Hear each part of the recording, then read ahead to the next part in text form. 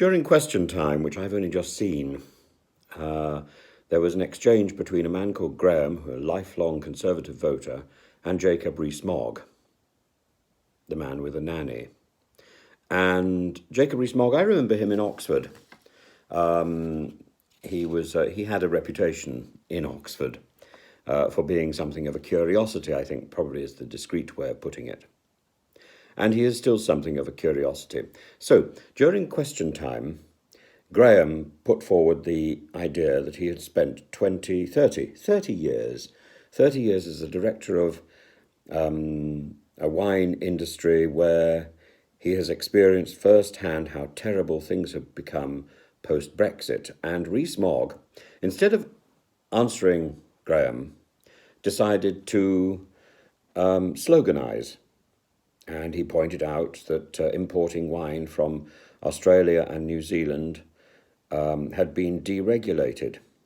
And at that point, Graham said, "It's not true."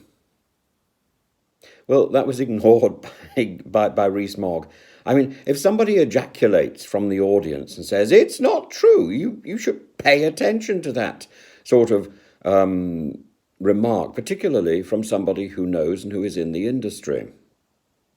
And the question is, do you believe somebody who was the trade minister, somebody who has been sloganising and cannot identify the benefits of Brexit, or do you believe somebody who spent 30 years in the industry and is complaining that this is all absurd?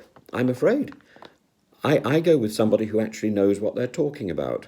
You know, if you are a small businessman in any situation, in any business, I think, particularly a business that has been trading with Europe, until we went into Brexit, you didn't need to understand how international trade worked. Now suddenly you have to know all that. So you have to employ people to do all that paperwork. In the past, there was one small document that you had to sign. Now there's about 12 documents for doing anything. Health and safety, trade regulations and so on. It is a minefield. If you're a big business, then maybe you already have people on your books who can do that, and they simply have to learn some new tricks. If you're a small business, which most businesses are in the United Kingdom, it is destructive. Now, I keep repeating, and people tell me, "Oh, go and have a look at this," where the opportunities of Brexit are articulated. Well, I still haven't found it. And nobody on the comment section, I appeal to you, somebody on the comment section, tell me, what are the benefits of Brexit? What are these opportunities? Where are they? Enumerate them. Tell me. Because I don't see them. And Graham certainly doesn't see them. Rees-Mogg says they're there, but all he talks about is Australia and New Zealand, which seems to be a decision by the Chancellor of the Exchequer, not a result, really, of Brexit. What are the opportunities of Brexit?